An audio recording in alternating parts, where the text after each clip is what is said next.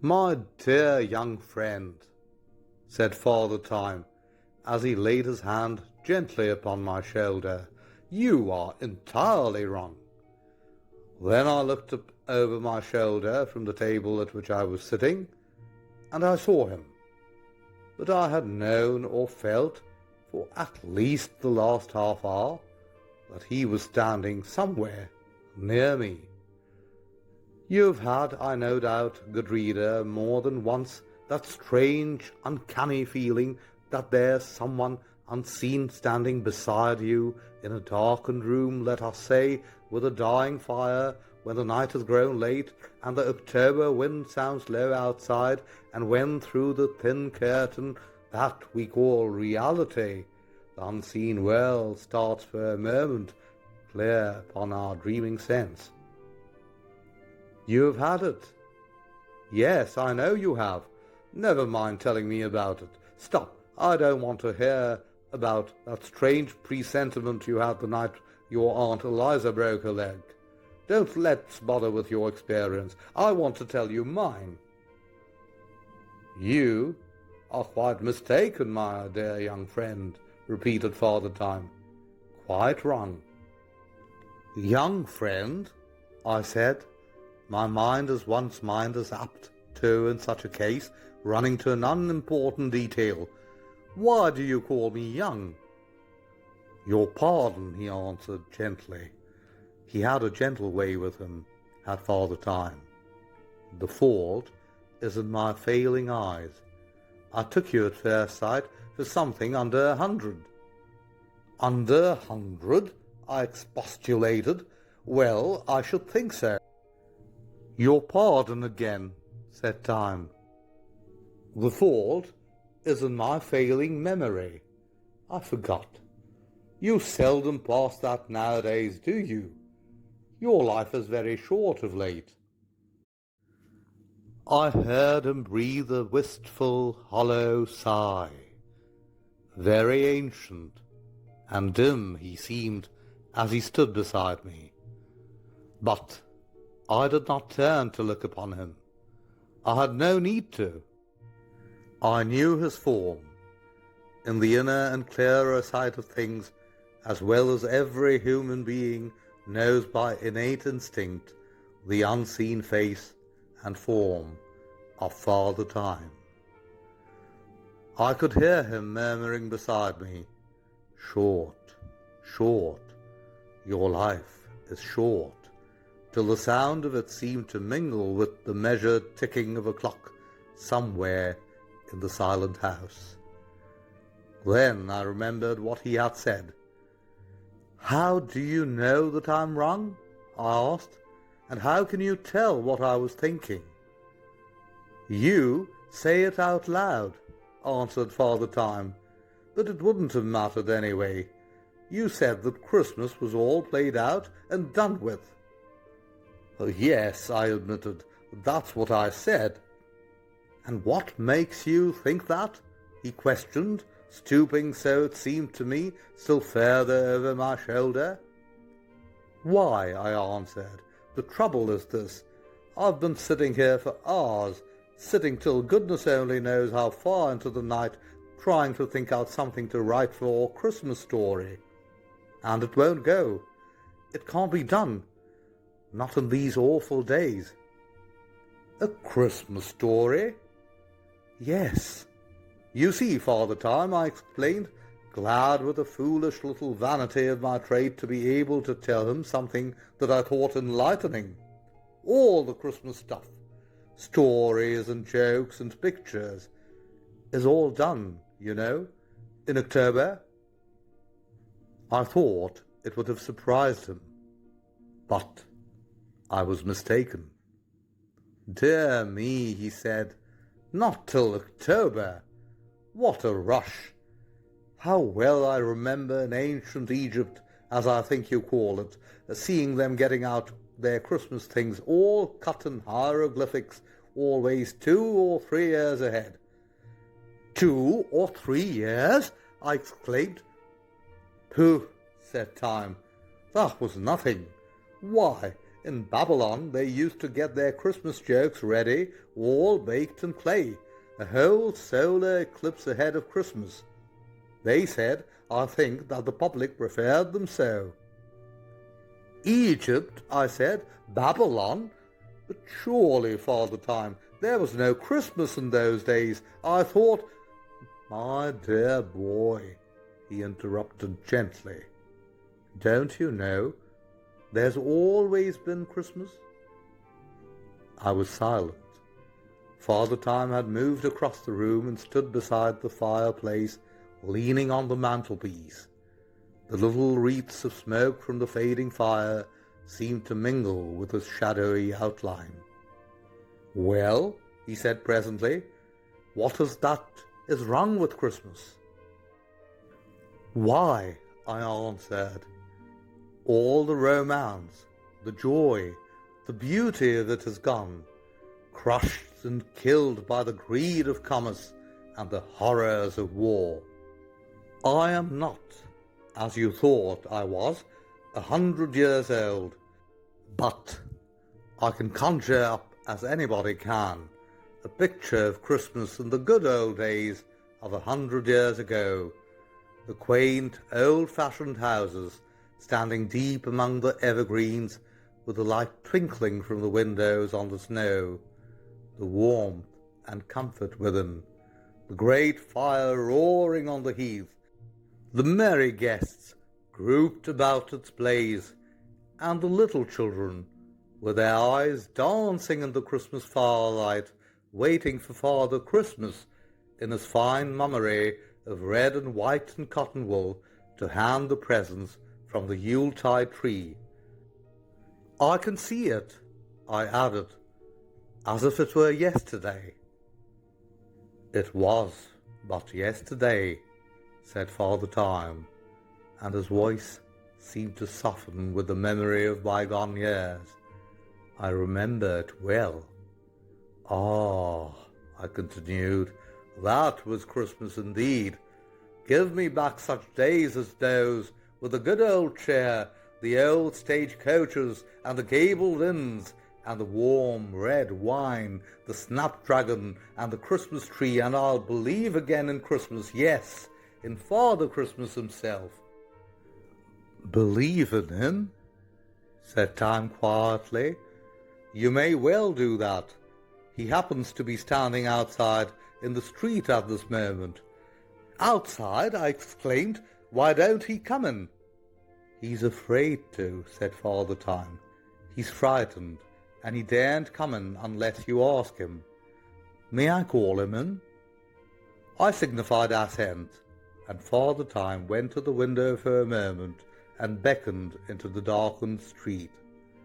Then I heard footsteps, clumsy and hesitant they seemed, upon the stairs, and in a moment a figure stood framed in the doorway, the figure of Father Christmas. He stood shuffling his feet, a timid, apologetic look upon his face. How changed he was! I had known him in my mind's eye from childhood up, the face and form of Father Christmas, as well as that of Old Time himself. Everybody knows, or once knew him, a jolly little rounded man, with a great muffler wound around him, a bucket of toys upon his back, and with such merry, twinkling eyes and rosy cheeks as are only given by the touch of the driving snow and the rude fun of the north wind. Why, there was once a time, not yet so long ago, when the very sound of his sleigh bells sent the blood running warm to the heart. But now, how changed! All draggled with the mud and rain he stood, as if no house had sheltered him these 3 years past. His old red jersey was tattered in a dozen places, his muffler frayed and ravelled. The bundle of toys that he dragged with him in the net seemed wet and worn, till the cardboard boxes gaped asunder. There were boxes among them. I vow that he must have been carrying these past 3 years. But most of all, I noted the change that had come over the face of Father Christmas. The old brave look of cheery confidence was gone. The smile that had beamed responsive to the laughing eyes of countless children around unnumbered Christmas trees was there no more. And, in the place of there, showed a look of timid apology, of apprehensiveness, as of one who has asked in vain the warmth and shelter of a human home. Such a look as the harsh cruelty of this world has stamped upon the faces of its outcasts. So stood Father Christmas, shuffling upon the threshold, fumbling his poor tattered hat in his hand. "Shall I come in?" he said, his eyes appealingly on Father Time. "Come," said Time. He turned to speak to me. "Your room is dark. Turn up the lights. He's used to light, bright light, and plenty of it. The dark has frightened him these 3 years past." I turned up the lights, and the bright glare revealed all the more cruelly the tattered figure before us. Father Christmas advanced a timid step across the floor. Then he paused, as if in sudden fear. "Is this floor mine?" he said. "No, no," said Time soothingly, and to me he added in a murmured whisper, "He's afraid. He was blown up in a mine in no man's land between the trenches at Christmas time in 1914. It broke his nerve." "May I put my toys on that machine gun?" asked Father Christmas timidly. "It will help to keep them dry." "It is not a machine gun," said Time gently. "See, it is only a pile of books upon the sofa." And to me he whispered, "They turned a machine gun on him in the streets of Warsaw. He thinks he sees them everywhere since then." "It's all right, Father Christmas," I said, speaking as cheerily as I could, while I rose and stirred the fire into a blaze. "There are no machine guns here, and no mines. This is but the house of a poor writer." "Oh," said Father Christmas, lowering his tattered hat still further and attempting something of a humble bow. "A writer? Are you Hans Andersen, perhaps?" "Not quite," I answered. "But a great writer, I do not doubt," said the old man with a humble courtesy that he had learnt, it well may be, centuries ago in the Yuletide season of his northern home. "The world owes much to its great books. I carry some of the greatest with me always. I have them here." He began fumbling among the limp and tattered packages that he carried. "Look, the house that Jack built. A marvellous, deep thing, sir. And this, the Babes in the Wood. Will you take it, sir? A poor present, but a present still. Not so long ago I gave them in thousands every Christmas time. None seem to want them now." He looked appealingly towards Father Time, as the weak may look towards the strong for help and guidance. "None want them now," he repeated, and I could see the tears start in his eyes. "Why is it so? Has the world forgotten its sympathy with the lost children wandering in the wood?" "All the world," I heard Time murmur with a sigh, "is wandering in the wood." But out loud he spoke to Father Christmas in cheery admonition. "Tut, tut, good Christmas," he said. "You must cheer up. Here, sit in this chair, the biggest one, so beside the fire. Let us stir it to a blaze. More wood. That's better. And listen, good old friend, to the wind outside. Almost a Christmas wind, is it not? Merry and boisterous enough for all the evil times it stirs among." Old Christmas seated himself beside the fire his hands outstretched towards the flames. Something of his old-time cheeriness seemed to flicker across his features as he warmed himself at the blaze. "That's better," he murmured. "I was cold, sir, cold, chilled to the bone. Of old I never felt it so. No matter what the wind, the world seemed warm about me. Why is it not so now?" "You see," said Time, speaking low in a whisper for my ear alone, "how sunk and broken he is. Will you not help?" "Gladly," I answered, "if I can." "All can," said Father Time, "every one of us." Meantime, Christmas had turned towards me a questioning eye, in which, however, there seemed to revive some little gleam of merriment. "Have you, perhaps," he asked half timidly, "schnapps?" "Schnapps?" I repeated. "Aye, schnapps. A glass of it to drink your health might warm my heart again, I think." "Ah," I said, "something to drink." "His one failing," whispered Time, "if it is one. Forgive it him. He was used to it for centuries. Give it him if you have it." "I keep a little in the house," I said reluctantly, perhaps, "in case of illness." "Tut, tut," said Father Time, as something as near as could be to a smile passed over his shadowy face. "In case of illness? They used to say that in ancient Babylon. Here, let me pour it for him. Drink, Father Christmas, drink." Marvellous it was to see the old man smack his lips as he drank his glass of liquor neat, after the fashion of old Norway. Marvellous, too, to see the way in which, with the warmth of the fire and the generous glow of the spirits, his face changed and brightened, till the old-time cheerfulness beamed again upon it. He looked about him, as it were, with a new and growing interest.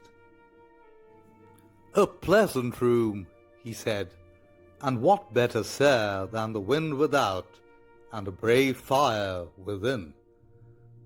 Then his eye fell upon the mantelpiece, where lay among the litter of books and pipes a little toy horse. "Ah," said Father Christmas, almost gaily, "children in the house?" "One," I answered, "the sweetest boy in all the world." "I'll be bound he is," said Father Christmas, and he broke now into a merry laugh that did one's heart good to hear. "They all are. Lord bless me, the number that I have seen, and each and every one, and quite right too, the sweetest child in all the world. And how old do you say? 2.5, all but 2 months except a week? The very sweetest age of all. I'll bet you say, eh? What? They all do." And the old man broke again into such a jolly chuckling of laughter that his snow-white locks shook upon his head. "But stop a bit," he added. "This horse is broken. Tut-tut, a hind leg nearly off. This won't do." He had the toy in his lap in a moment, mending it. It was wonderful to see, for all his age, how deft his fingers were. "Time," he said, and it was amusing to note that his voice had assumed almost an authoritative tone. "Reach me that piece of string. That's right. Here, hold your finger across the knot. There. Now then, a bit of beeswax." "What? No beeswax? Tut-tut, how ill-supplied your houses are today. How can you mend toys, sir, without beeswax? Still, it will stand up now." I tried to murmur my best thanks, but Father Christmas waved my gratitude aside. "Nonsense," he said. "That's nothing. That's my life." Perhaps the little boy would like a book too. I have them here in the packet. Here, sir, Jack and the Beanstalk. Most profound thing. I read it to myself often still. How damp it is. Pray, sir, will you let me dry my books before your fire? Only too willingly, I said. How wet and torn they are. Father Christmas had risen from his chair and was fumbling among his tattered packages, taking from them his children's books, all limped and draggled from the rain and wind. All wet and torn, he murmured, and his voice sank again into sadness. I've carried them these 3 years past. Look, these were for little children in Belgium and in Serbia. Can I get them to them? Think you? Time gently shook his head. But presently, perhaps, said Father Christmas, if I dry and mend them. Look, some of them were inscribed already. This one, see you, was written, with Father's love. Why has it never come to him? Is it rain or tears upon the page? He stood bowed over his little books, his hands trembling as he turned the pages.